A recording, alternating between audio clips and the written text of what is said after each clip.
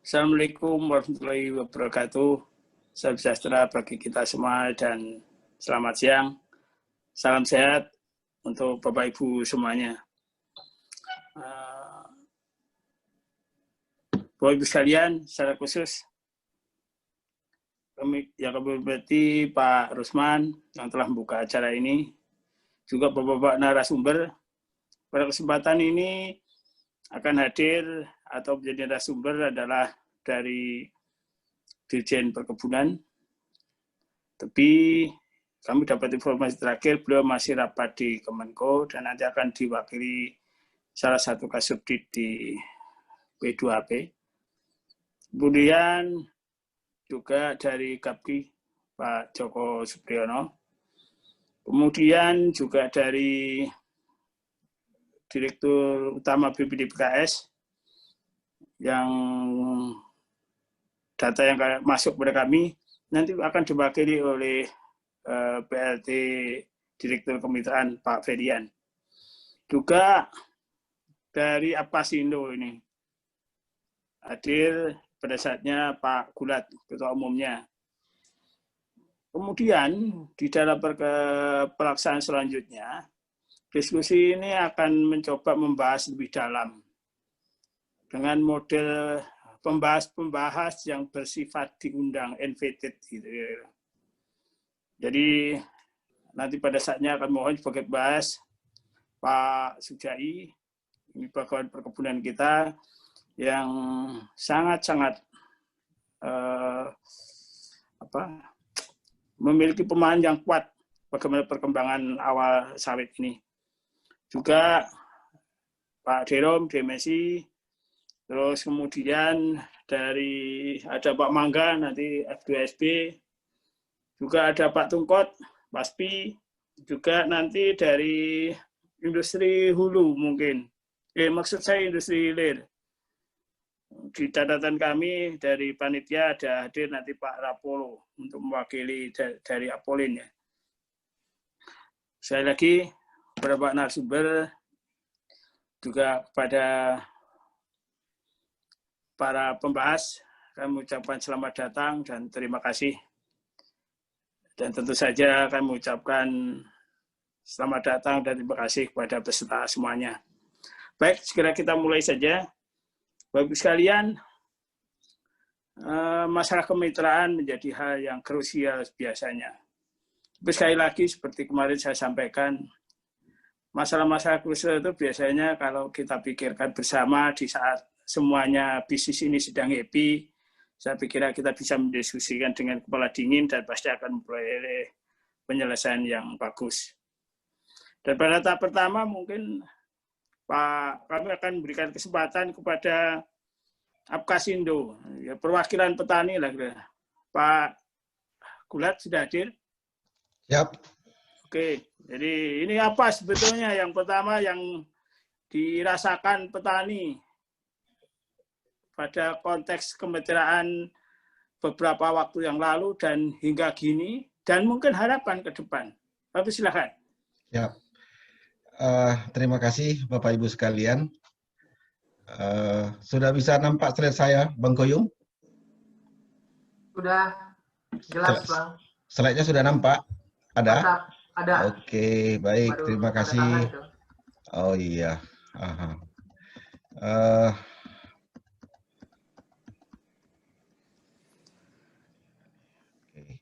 Baik, terima kasih Bapak Ibu sekalian dimanapun berada. Izinkan saya menyampaikan apa yang kami sebut dengan kemitraan setara dan sesuai dengan judulnya kaitannya dengan rantai pasok. Assalamualaikum warahmatullahi wabarakatuh. Salam sejahtera buat kita semua. Kami dari Petani Sawit Indonesia saat ini menyampaikan apa yang kami sebut dengan kesetaraan.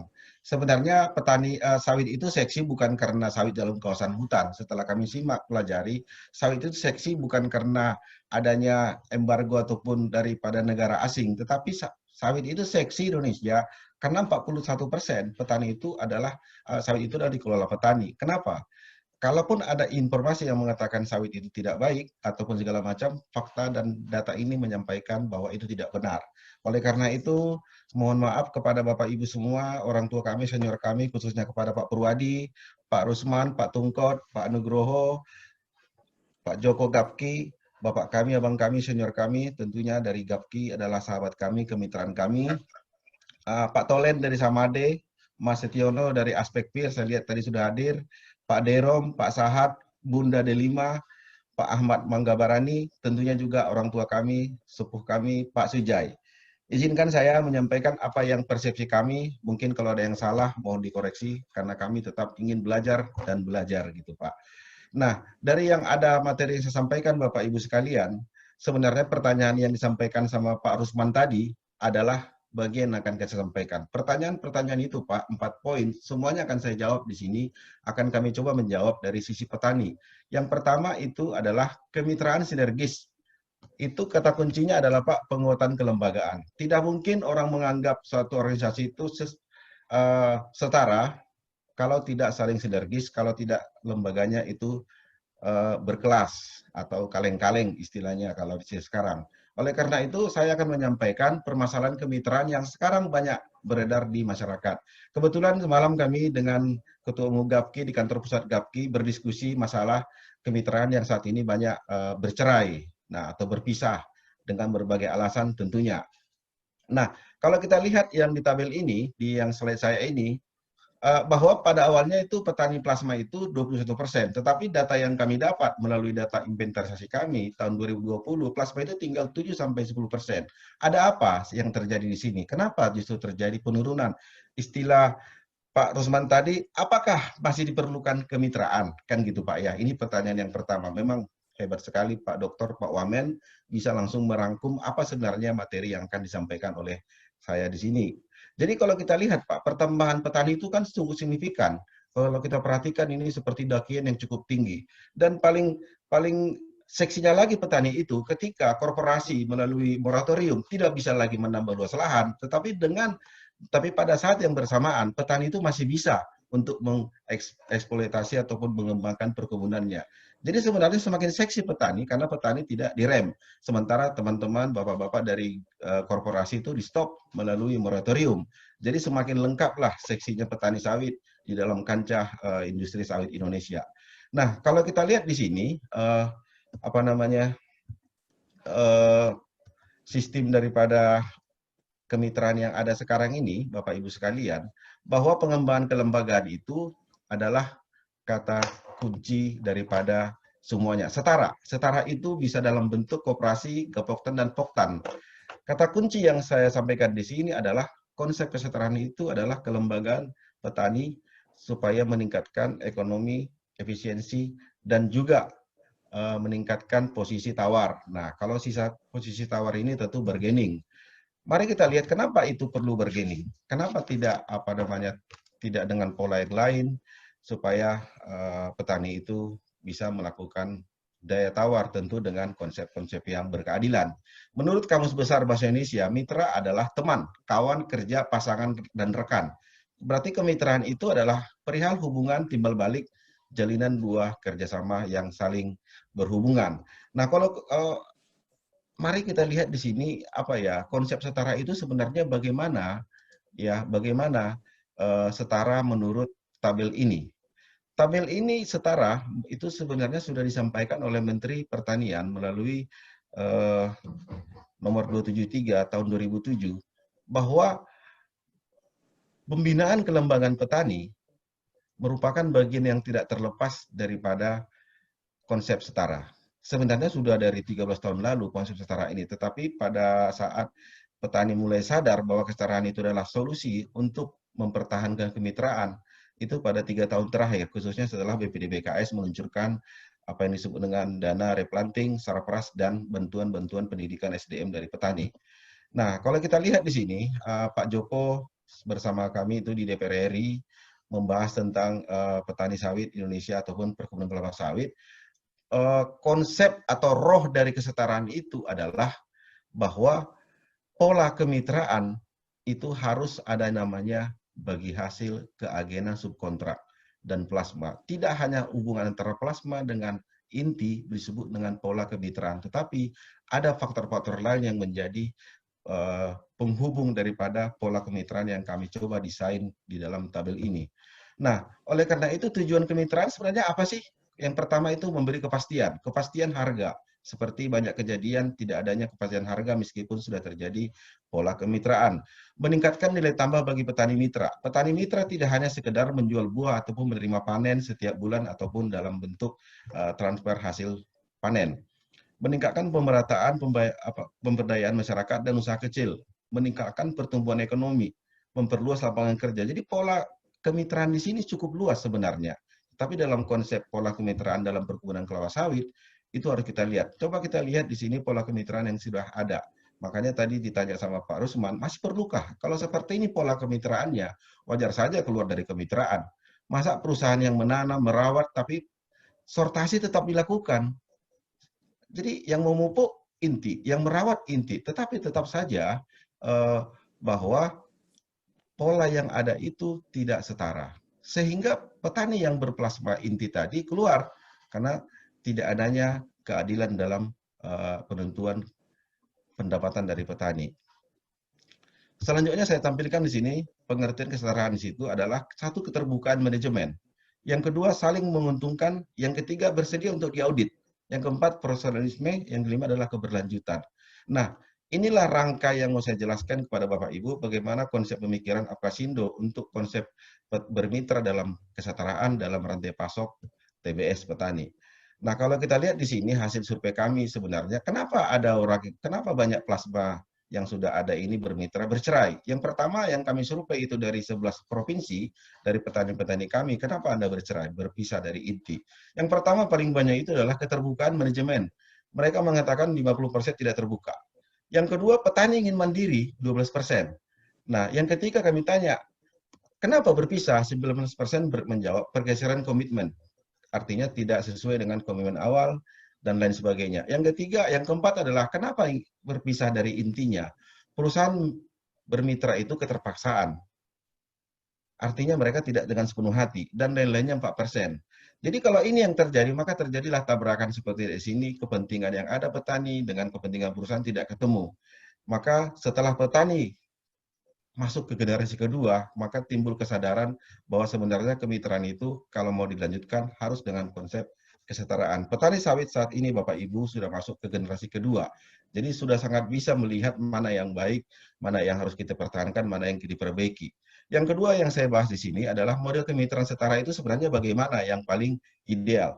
Jadi kalau kita perhatikan, kalau mau kita dianggap setara, maka banyak hal yang perlu dilakukan. Oleh karena itu, Apkasindo dalam mengamati, membina, mendampingi petani yang bermitra itu, setelah menjamin melakukan kerjasama dengan beberapa lembaga. Saya buat di sini cukup banyak sekali. Ini cara kami untuk menjaga petani kami yang bermitra. Sehingga kerjasama yang dilakukan oleh Apkasindo, Bapak Ibu, adalah modal awal konsep kemitraan setara. Artinya, mitra-mitra model kerjasama ini akan menjadi wasit bagi rekan-rekan kami yang bermitra ketika ada kecurangan ataupun ketidakadilan. Ini yang kami sebut dengan kerjasama adalah modal konsep kemitraan. Bagaimana mungkin kami bisa menjaga teman-teman kami petani kalau kami tidak mempunyai wasit-wasit yang kredibel di bidang keahlian masing-masing. Inilah yang kita sebut dengan kemitraan kesetaraan gitu. Nah, yang terakhir selanjutnya saya sebut di sini bahwa kemitraan itu tidak bisa lepas daripada kerjasama. Tanpa adanya kerjasama, petani sawit Indonesia tidak lebih hanya sekedar pemasok TBS ataupun pemasok buah berondolan yang selama ini pada orang tua kami, petani kami generasi pertama tidak lebih pada rantai pasok saja. Nah, oleh karena itu perlu kerjasama. Model kemitraan setara kami mulai dari GAPKI dalam konteks rantai pasok TBS. Kesamaan kedudukan, keterbukaan adalah nilai tawar yang kami inginkan. Sehingga petani sawit itu harus naik kelas. Petani yang naik kelas itu adalah petani yang memposisikan dirinya, yang tidak hanya bisa menuntut, tetapi juga harus bisa juga memperbaiki diri, evaluasi diri dengan konsep kesetaraan dan berujung pada nilai tawar yang kita inginkan. Bapak Ibu sekalian, ini adalah pola kemitraan yang sudah konvensional, pola kemitraan yang sudah pernah dilaksanakan, yang kita lihat data tadi, dari 21% petani plasma, yang saat ini hanya tinggal 7-10%. Oleh karena itu saya sebut dengan pola kemitraan konvensional. Selanjutnya, pola kemitraan konvensional ini apa permasalahannya? Setelah kami kaji-kaji, teman-teman petani seperti kemarin diskusikan di kantor GAPKI, ada 3 organisasi petani sawit yang terbesar di Indonesia, itu adalah Apkasindo, Samade, dan Aspekpir, hadir bersamaan dipimpin langsung oleh Pak Joko. Maka kami lihat ada yang salah, yang mungkin harus kita perbaiki ke depan. Di mana pola yang ada selama ini adalah satu arah. Yang kami inginkan Bapak Ibu melalui rantai pasok ini adalah irreversible, bolak-balik. Hubungan bolak-balik antara inti dengan plasma, antara yang bermitra A dengan yang bermitra B. Di sini saya buat ada yang putus gitu. Oleh karena itu di dalam pola berikutnya kami menggambarkan bagaimana pola yang baik menurut kami dan bagaimana supaya itu berkelanjutan. Pola yang kami sampaikan ini sebenarnya sederhana, tidak susah-susah, bahwa memerlukan saling menguntungkan dan saling memperkuat. Itulah yang disebut dengan pola kemitraan setara.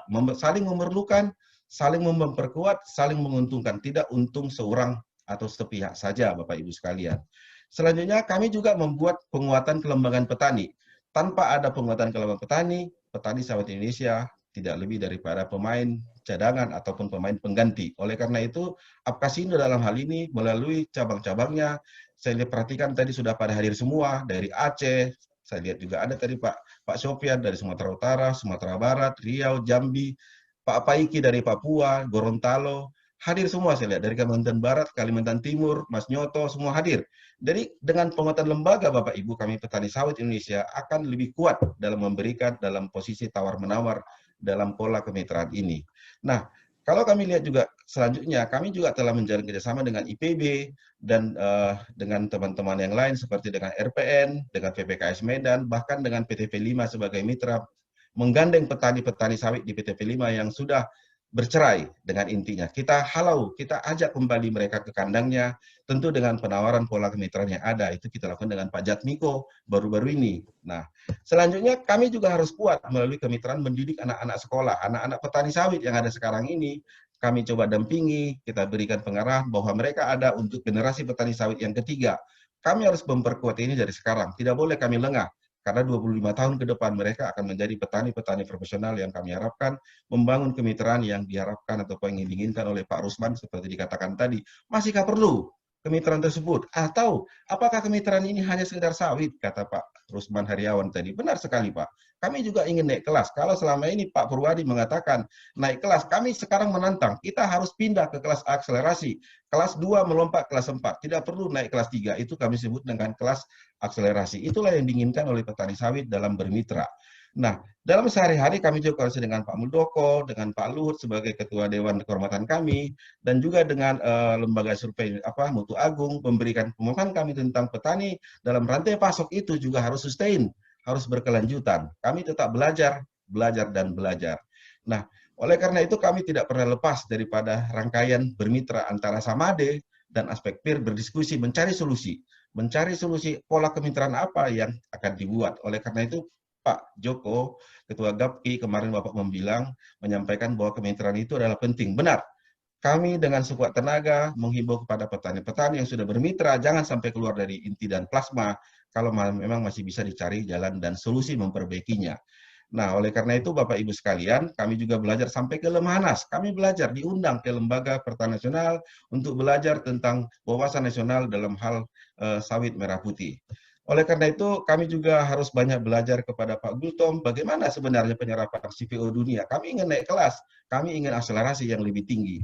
Oleh karena itu, Bapak Ibu sekalian, kami juga belajar kepada DMSI, Dewan Minyak Sawit Indonesia, tentang bagaimana perkara sawitan dan peran petani dalam bermitra. Apakah kemitraan adalah solusi dalam meningkatkan produktivitas pendapatan kami? Itu yang kami sebut dengan belajar dan belajar. Kami juga masuk ke ISPO. Saya disekolahkan untuk belajar ISPO, untuk bagaimana kami bisa masuk ke rantai pasok yang saling bersinergis, tidak hanya menuntut, tidak hanya meminta, tetapi kami juga harus setara dalam hal kualitas buah kami. Oleh karena itu, Bapak Ibu sekalian, saya ingin menyampaikan bahwa kami juga ingin naik kelas, ingin belajar, ingin mencari mana yang terbaik pola untuk kemitraan yang ada, tetapi tidak menutup kemungkinan petani mandiri juga harus bisa untuk setara tanpa harus bermitra. Tinggal bagaimana kemitraan itu bisa menarik perhatian kami supaya kami juga benar-benar juga mempunyai posisi yang setara dengan intinya. Karena bagaimana mau menuntut kesetaraan jika petaninya nggak jelas? Ini pertanyaan yang sering terjadi dari teman-teman pengusaha. Kalian mau minta setara, tapi petaninya nggak jelas, bibitnya nggak jelas, sertifikatnya nggak jelas, semuanya nggak jelas. Oleh karena itu, kami ingin mengatakan kepada Bapak Ibu sekalian bahwa sebenarnya kami juga ingin masuk ke rantai pasok dengan kualitas yang Bapak inginkan. Yang ketiga adalah rantai pasok. Bapak Ibu sekalian, bahwa permasalahan rantai pasok ini adalah sudah masuk kepada permasalahan yang inti. Tidak terlepas daripada bagaimana regulasi pemerintah dalam petani sawit dalam kawasan hutan yang selalu ditentang oleh Dewan Pembina kami, Dewan Pakar kami, Profesor Sudarsono. Dalam hal ini, kami juga melihat ini penting untuk kami selesaikan. Oleh karena itu, kami membagi pola rantai pasok ini, kami ingin menghapus bagaimana agen ini tidak ada lagi sebagai jalur rantai pasok kami.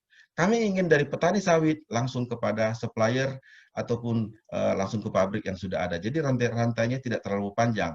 Karena konsep kesetaraan itu juga akan hilang jika terlalu panjang rantai yang ada. Oleh karena itu, Bapak Ibu, rantai pasok yang kami maksud di sini adalah kami ingin mendekatkan diri ke pabrik dengan standar yang ada, dengan kualitas yang Bapak inginkan, tentu dengan harga juga yang setara. Oleh karena itu, di dalam kebun swadaya, sesuai dengan Perpres ISPO yang sudah diluncurkan, kami harus mengikuti 4 standar daripada kebun dalam hal rantai pasok yang sustain. Jika kami 1, 2, 3, 4 ini tidak mampu mengikutinya Bapak Ibu, maka kami akan masuk ke, seperti kata Pak Dr. Tungkot Sipayung, pass out dari rantai pasok kelapa sawit Indonesia. Oleh karena itu, belajar dan belajar kepada banyak pihak adalah cara kami untuk bisa langsung dari pekebun ke pabrik, tentu dengan kualitas dan kemitraan yang ada. Nah, yang terakhir adalah keberlanjutan. Dari 1, 2, dan 3 tadi, keberlanjutan adalah kata kunci daripada kemitraan. Tanpa ada sustain, keberlanjutan daripada yang kami miliki, buah kami, rantai pasok kami akan terhenti. Oleh karena itu, tekanan global nasional, komitmen keberlanjutan dari perusahaan semakin besar, perusahaan ingin agar pemasok termasuk petani swadaya juga mengikut komitmen tersebut, masalah-masalah petani, kemampuan memenuhi aspek lingkungan dan sosial, pemenuhan standar adalah persoalan yang kami hadapi saat ini. Tetapi kami tidak pernah menyerah. Kami akan selalu membenah diri melalui Dewan Pakar, Dewan Pembina kami yang sangat canggih dan sangat terkemuka. Oleh karena itu, kami tidak mau dikeluarkan dari rantai pasok. Kami tidak mau dikeluarkan dari rantai pasok. Oleh karena itu, bantu kami Bapak Ibu yang hadir di sini. Ada juga saya lihat Bunda Delima, ada juga tadi di sini Pak Ajis, untuk bisa menggapai bagaimana itu namanya sawit berkelanjutan dengan konsep apa adanya petani sawit saat ini. Rencana aksi nasional yang sudah diluncurkan oleh Pak Jokowi adalah harapan bagi kami petani sawit dalam rangkai rantai pasok. Kemitraan itu akan tidak ada guna kalau rantai pasok kami juga tidak diterima. Kemitraan itu akan sia-sia, petani sawit ada di 22 provinsi, kalau rantai pasok kami juga dibuat dalam bentuk kelas 3 atau kelas 4, seperti yang terjadi saat ini, potongan di beberapa daerah provinsi itu mencapai 12%. Harga sawit saat ini sudah mencapai 1.800, petani di Sulawesi Barat baru mencapai harga 1.100. Ini adalah hal yang menjadi pertanyaan berat bagi kami dalam mempertahankan kemitraan dalam konteks keberlanjutan. Bapak Ibu sekalian, sawit kami sudah berbuah, sawit kami sudah besar, anak-anak petani sawit sudah pada sarjana. Kami sudah masuk generasi yang berikut, generasi yang hebat, generasi yang memang Bapak bisa harapkan sebagai mitra setara daripada GAPKI, mitra setara daripada DMSI, Aprobi, dan lain-lain, dan GIMNI. Kami bisa menjadi petani yang Bapak harapkan, petani yang memang bisa membangun Indonesia melalui sawit berkelanjutan. Bahagianya yang dikatakan oleh Pak Rusman tadi, apakah kemitraan ini hanya di sawit? Jawabannya ada di sini, Pak. Kami sudah naik kelas, bahkan masuk ke kelas akreditasi, bahwa pada hari ini, 28 Agustus, petani sawit Indonesia telah menjalin kerjasama kemitraan setara dengan ExxonMobil, yang tidak terpikir oleh kami selama ini, bahwa ExxonMobil telah masuk ke lini petani sawit Indonesia melalui pendirian SPBU Mini dengan menggunakan bahan-bahan baku, dan selanjutnya akan pengolahan TBS kami dengan program sistem in situ. Langsung, kalau kita pernah bayangkan dulu, kalau orang kita di kampung panen padi, datang mobil pickup dengan lengkap dengan mesinnya, pada saat ini kami sudah masuk ke sana, Bapak-bapak dari ExxonMobil akan membangun jejaring ke petani-petani kami di seluruh Indonesia, akan langsung mengambil berondolan, in situ, artinya diolah di tempat, limbahnya ditinggal dalam bentuk cangkang dan lain-lain, CPO-nya akan dibawa untuk diolah menjadi produk-produk yang mereka inginkan langsung melalui rantai pasok kepada negara daripada ExxonMobil ini, yaitu Amerika. Ini adalah suatu kebanggaan bagi kami. Apa yang dikatakan Pak Rusman, kami sudah menembus batas yang bagi kami petani sawit Indonesia tidak mungkin. Tapi pada hari ini kami sangat berbahagia. Tonggak sejarah telah dimulai per 28 Agustus 2020. Konsep setara yang kami sampaikan langsung diterima oleh pihak ExxonMobil bahwa setara dalam petani sawit Indonesia, mereka juga menginginkan setara. Kami langsung didampingi oleh dari Kementerian Koordinator Maritim dan Investasi, langsung dihadiri oleh Pak Jody dan 3 orang staf lainnya, dan dari kantor staf Presiden dan kantor Wakil Presiden tadi langsung turun gunung untuk bisa segera mengactionkan ini dalam bentuk action, bukan hanya sekedar plan ataupun rencana. Demikian yang bisa saya sampaikan Bapak Ibu sekalian. Satu kata yang saya sampaikan di sini, setara adalah solusi penyelesaian banyaknya lepas petani plasma dan inti. Setara adalah petani sawit Indonesia untuk bisa berguna bagi bangsa dan negara. Salam setara petani sawit Indonesia. Demikian, terima kasih. Terima kasih, tepuk tangan deh, apresiasi untuk Pak Gulat. Tapi mungkin sebelum kita lanjutkan, ada yang beliti ini. Ini saya kira kok tampilan yang terakhir itu sangat luar biasa. Bahwa ada kerjasama dengan ExxonMobil, baik itu untuk pemasaran minyaknya, artinya bahan bakarnya Exxon, tapi juga akan menampung dan mengolah hasil sawit petani. Tapi yang saya maksud tadi, itu brondolan atau ya TBS secara umum. Dan kira-kira mau diolah apa? Karena ini akan terlihat bahwa industri itu akan mengarah ke small scale dan mendekati ke wilayah-wilayah petani. Apa yang tadi terjadi kira-kira? Mungkin bisa disampaikan. Ya, baik. Yang diinginkan oleh ExxonMobil ini adalah luar biasa. Mereka akan masuk ke lini brondolan. Karena brondolan itu rendemen cukup tinggi. Jadi dengan adanya mobile mikro dalam hal in situ diolah di tempat, mereka mengambil brondolan. Brondolan itu akan menghasilkan CPO dan limbahnya akan ditinggal di petani untuk silakan digunakan untuk apa. Itu yang saya sangat apresiasi dengan Mr. Gamal dari ExxonMobil Indonesia. Terima kasih. Wah, saya pikir ini luar biasa. Saya jadi bayangkan ini jadi kayak rice mill yang mobile itu. Iya. penggiling padi yang jalan-jalan. Iya, benar. Sekarang ekspor sudah memiliki teknologi iya. yang akhirnya mereka punya mobil pengolah yang bisa mengambil minyak dan meninggalkan sekapnya tadi ya, atau janjang kosongnya kira-kira begitu. Saya kira ini luar biasa, perkembangan menarik dan perlu dicermati. Dan kalau ini terjadi mungkin akan merevolusi mungkin model kemitraan, dari pertanyaannya masih perlu dan sebagainya. Baiklah, saya kira